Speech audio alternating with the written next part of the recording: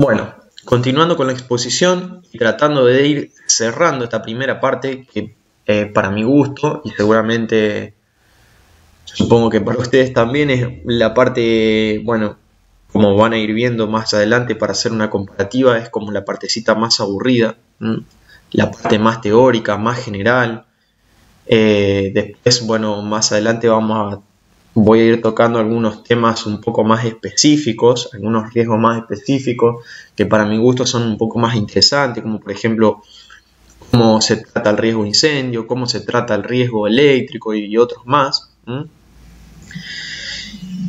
Así que bueno, con esta exposición ahora iríamos cerrando la primera parte que es la introducción, digamos, o generalidades, ¿sí?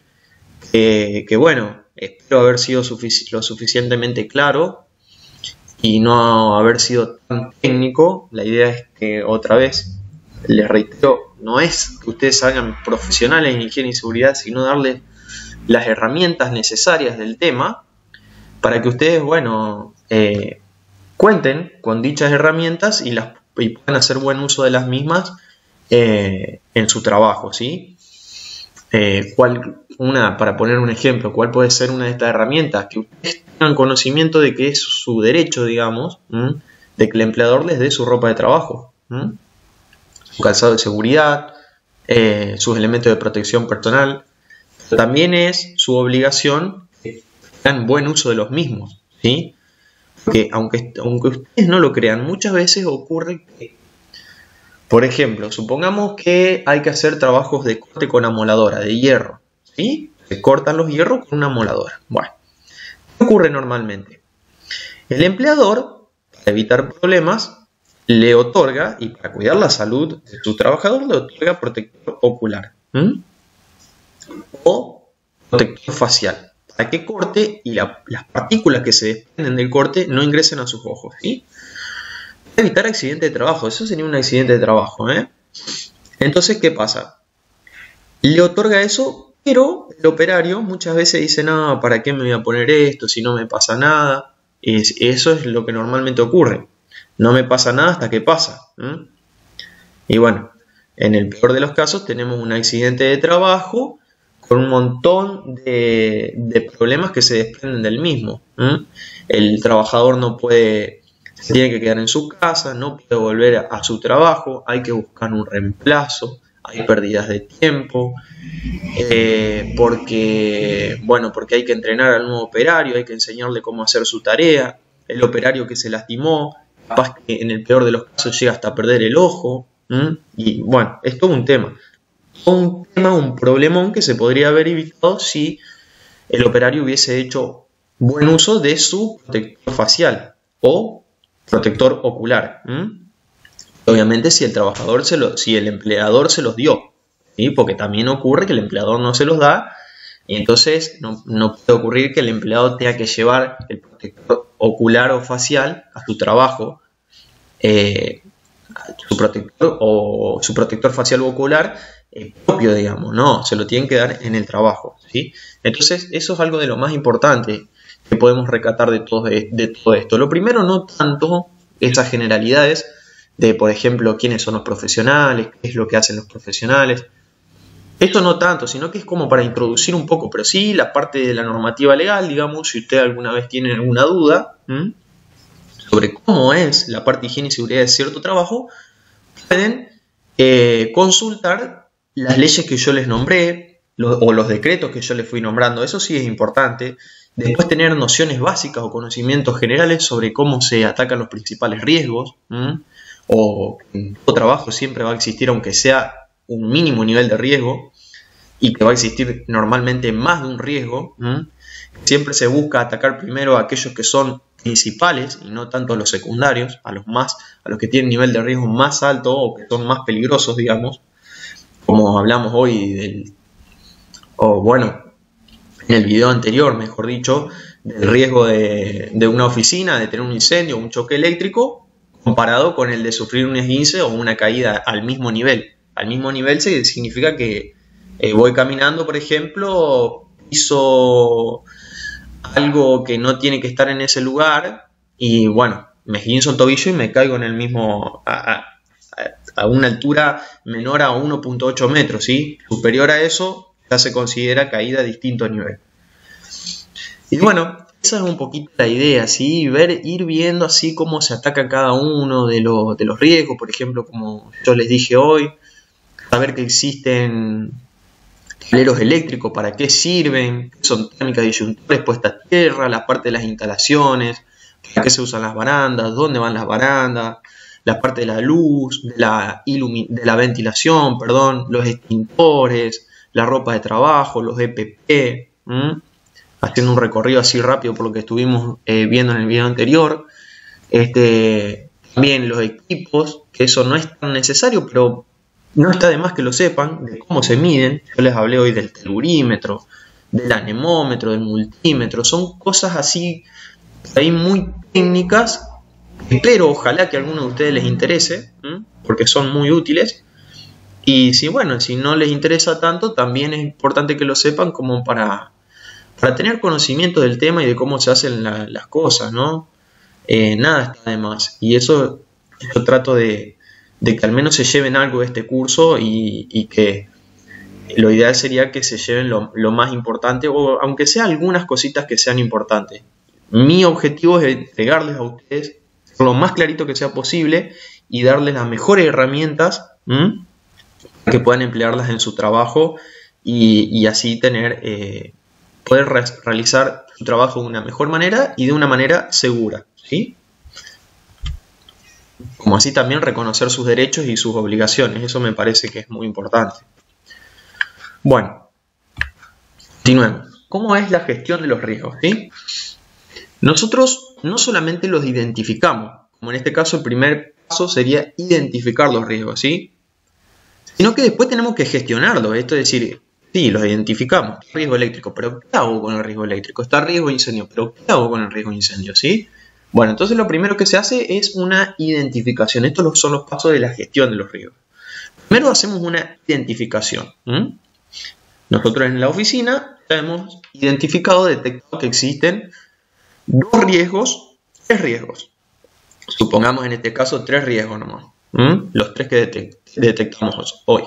Que son, por un lado, el eléctrico, por otro, el incendio, y por otro lado, el de caída al mismo nivel, ¿sí? O esguince, por falta de orden y limpieza de la oficina. Bueno, esto para poner un ejemplo y que no sea tan abstracto, ¿sí? Entonces, primero identificamos los riesgos y después los evaluamos. ¿Para qué los evaluamos? Para, determinando la probabilidad de cada riesgo y la consecuencia de cada riesgo, determinar un nivel de riesgo, ¿sí? Que se hace multiplicando la probabilidad por la consecuencia. ¿Para qué es esto? Para atacar siempre primero a esos riesgos que yo le dije que son más peligrosos, que tienen un nivel de riesgo mayor.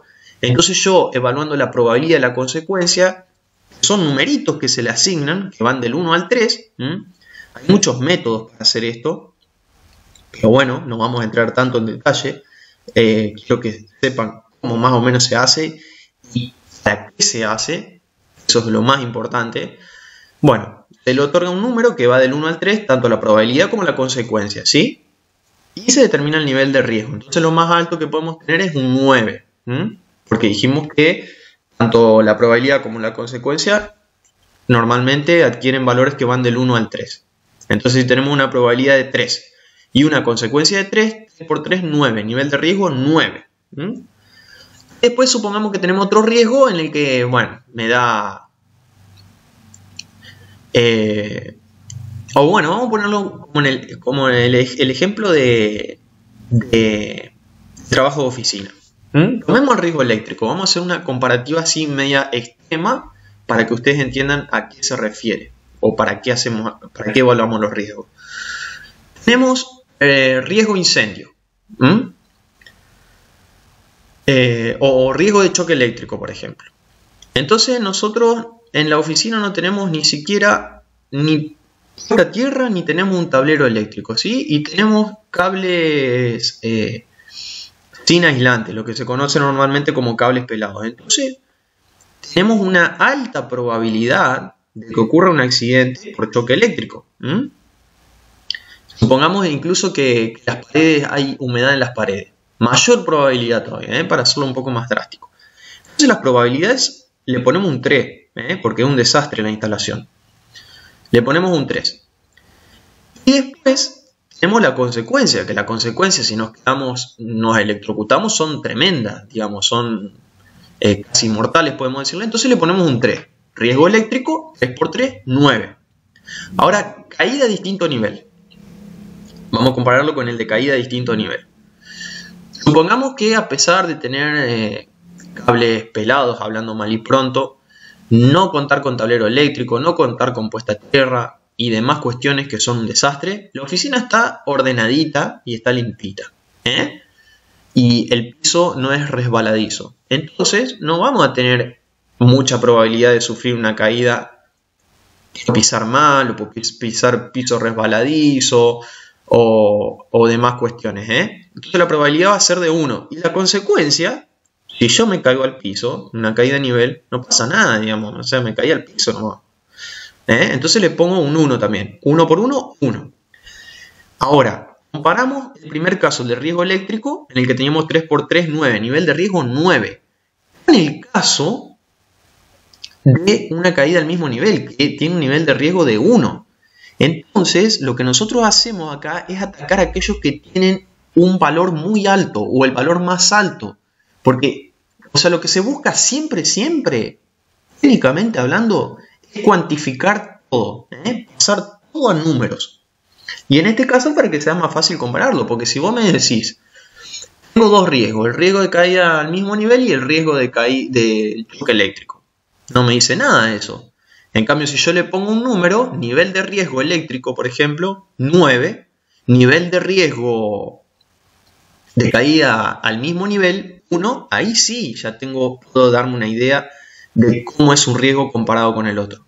Entonces lo primero que hago es, se van haciendo Excel, se lo puede hacer con colores, con un montón de...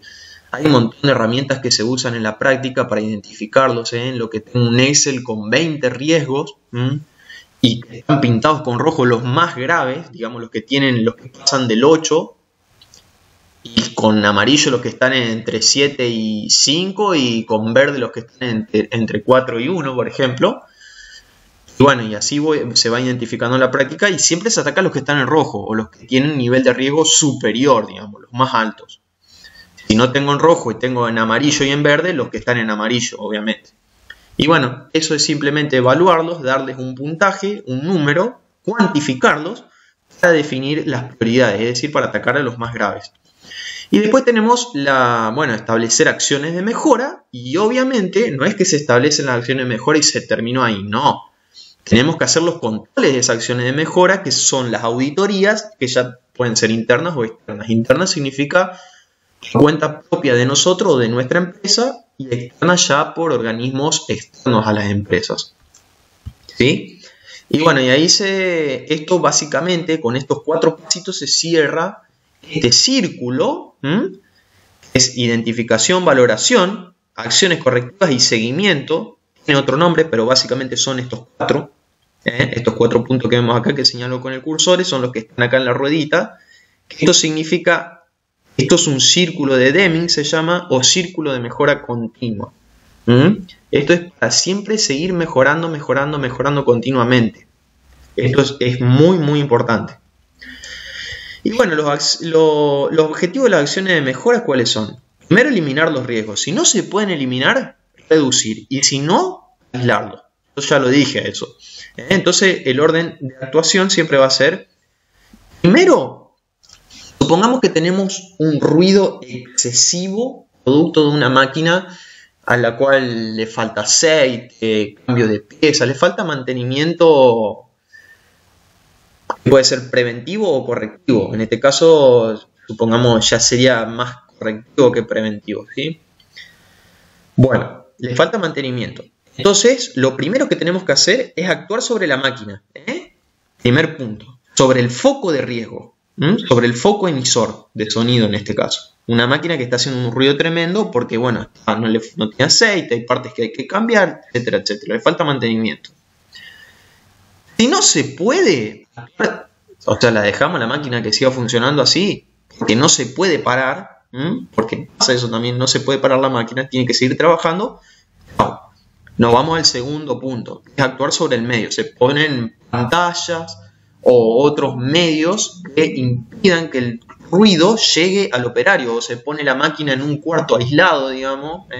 Se busca la forma de tratar de actuar sobre el medio para que el operario no reciba altos niveles de sonido. Y como última medida, sobre el operario, que esto es generalmente lo que se hace. ¿Y cómo se actúa sobre el operario? Y básicamente se le da al mismo, ya sea un protector auditivo, ya lo vamos a estar viendo con un poquito más de detalle esto, que pueden ser de tipos endoaurales, son como tapones que van dentro de los oídos, o de tipo copa, que ya lo vimos hoy, que van por fuera de los oídos, ¿sí? Y después, bueno, tenemos otras alternativas, vienen tapones que se cambia su forma por presión con los dedos, ¿no? Y una vez que se introducen en el oído, luego se expanden solos y logran una buena protección, digamos. O por ejemplo, vienen protectores auditivos tipo copa, tipo vincha, digamos, que simplemente se colocan en la cabeza del operario, se sostienen porque tienen como una vincha y van en los oídos. O también vienen otros tipo vincha también, pero para los cascos, van incluidos en los cascos. Bueno, hay un montón de alternativas, ¿sí? Con esto quiero hacer una salvedad. ¿Por qué se actúa en último lugar sobre el operario y no en primero, por ejemplo? Bueno, es una lástima que no los tenga enfrente como para hacerlo un poquito más entretenido, ¿no? Pero bueno, vamos a tratar de hacer lo que sea posible. Así que bueno. Esto es porque el operario, digamos, si el operario está usando un protector auditivo, por una parte lo está protegiendo de ruido excesivo, pero por otra parte le está quitando capacidad auditiva. Es decir, por ejemplo, si otro operario se quiere comunicar con este operario que está usando el protector auditivo, este ve disminuida su capacidad auditiva justamente por usar los protectores auditivos. Como así también con el resto de los EPP puede pasar lo mismo. Es decir, si usa guantes ya pierde sentido de tacto, Si usa gafas tipo polarizadas con filtro de rayos ultravioleta y ya pierde capacidad de percibir colores. Es decir, cada vez se lo va aislando un poquito más del mundo y eso se puede tornar un poquito peligroso. Porque, por ejemplo, si tiene protector auditivo y yo le quiero decir, por ejemplo, hoy hablamos de Pepito, ahora podríamos ponerle otro nombre. Vamos a hablar de Juancito.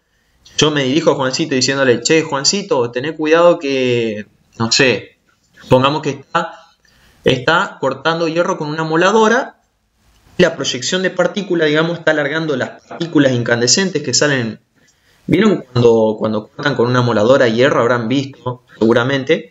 Se desprenden partículas incandescentes de color rojo, que es metal caliente, digamos, por producto de la fricción del disco de corte con el hierro. Bueno, esas partículas salen como un chorro, vamos a decirlo hablando mal y pronto, pero es como un flujo, digamos, de partículas hacia atrás de donde está cortando el operario normalmente, ¿sí?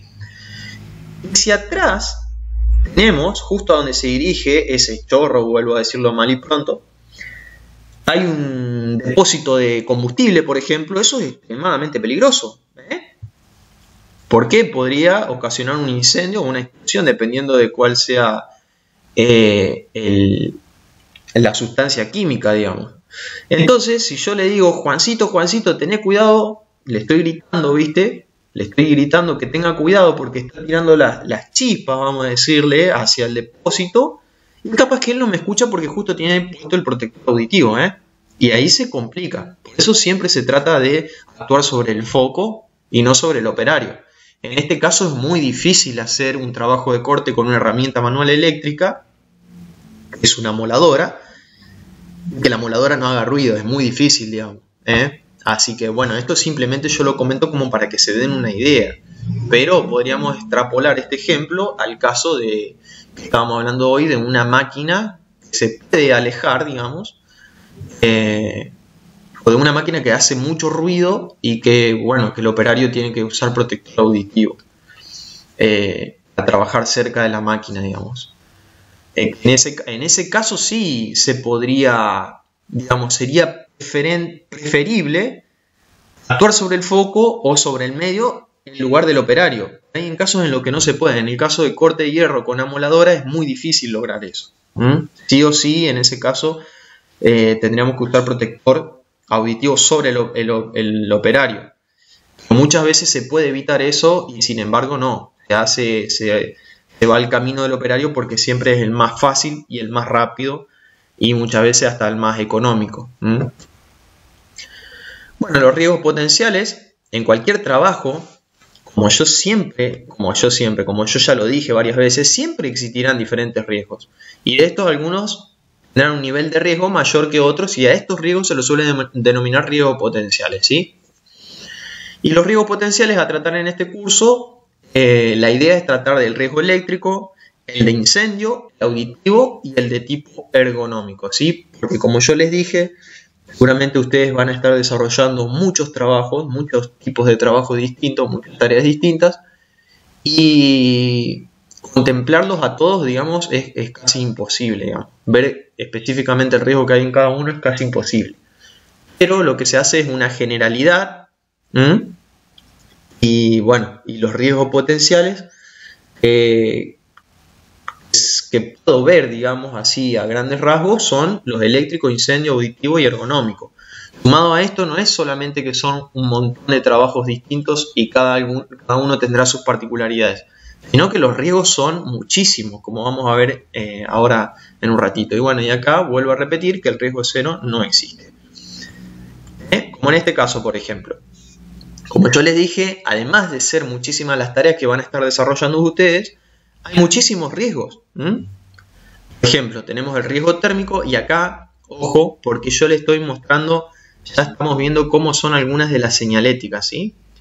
En este caso tenemos un triángulo negro y en su interior es amarillo y la imagen está en negro, ¿sí? Estas son de advertencias o de peligros o indican riesgos siempre. Entonces acá nosotros, por ejemplo, tenemos riesgo térmico, algunas superficies que se encuentran a alta temperatura y que pueden generar quemaduras que pueden ser ya sea primer, segundo o tercer grado, riesgos químicos, riesgos radiactivos. Esto es medio raro acá, pero bueno, yo lo pongo para que tengan un conocimiento lo más general que sea posible. Puede pasar también que alguno trabaje con alguna máquina de radiografía, por ejemplo. En ese caso tenemos riesgo radiactivo, trabaje con rayos X, ahí pueden encontrar esta señalética. Carga suspendida, acá estaba lo que hablaba hoy, riesgo de caída al mismo nivel, compárenlo con lo que es el riesgo de caída a distinto nivel, maquinaria pesada trabajando, riesgos biológicos, es muy popular ahora con el riesgo del coronavirus, o también en centros médicos se suele ver, esto en talleres mecánicos es muy común, riesgo mecánico, atrapamiento mecánico, y acá tenemos el riesgo ergonómico. Bueno, como para ir un poquito así cerrando con esta primera parte, se cierra con este segundo video, tenemos un poco de lo que son las señaléticas. Las señaléticas son muchísimas, ¿sí? Como verán acá hay muchas, pero no están todas. Lo que yo quiero marcarles a ustedes son las generalidades, ¿sí? ¿Por qué? Porque las que son de prohibición, normalmente el 99% de los casos son un círculo con una banda y detrás se puede observar en este caso un cigarrillo, que es la prohibición de fumar, la prohibición de ingreso de personal no autorizado y demás cuestiones, ¿sí? Prohibiciones. Entonces, círculo con una banda es prohibición. Después tenemos un círculo ahí en rojo y blanco va, y negro, rojo, blanco y negro. También con círculo y en azul y blanco tenemos las obligaciones. En este caso, primer caso donde está el cursor, el puntero del mouse, tenemos Obligación de usar casco, obligación de usar protector ocular, perdón, y obligación de usar protector auditivo, ¿sí? Después, como les dije, tenemos los riesgos o los peligros. Este es el de choque eléctrico, contacto térmico, atrapamiento mecánico, caída de distinto nivel, caída de objetos, etcétera, etcétera. Después tenemos los medios de lucha o protección contra incendios, normalmente vienen en rojos y blancos. Después tenemos los de información, los de evacuación normalmente, esto seguramente lo habrán visto en algunos lugares, son los de escalera, entrada, salida de emergencia, bueno, punto de reunión. Después, bueno, están lo de los atención médica, pueden ser, ¿sí? Bueno, con eso terminamos con esta primera partecita, que para mi gusto es por ahí un poquito la más aburrida y la más general, pero bueno, ahora en los próximos videos vamos a estar tratando de algunos riesgos, como los que ya estuve mencionando, que son, por ejemplo, el eléctrico o el incendio, que tal vez sean un poco más interesantes y de los cuales yo creo que ustedes van a obtener más información o cosas de mayor utilidad que van a poder aplicar y de las cuales van a poder hacer uso en sus trabajos. Así que bueno, espero no haberlos aburrido y haber sido lo más clarito posible. Así que bueno,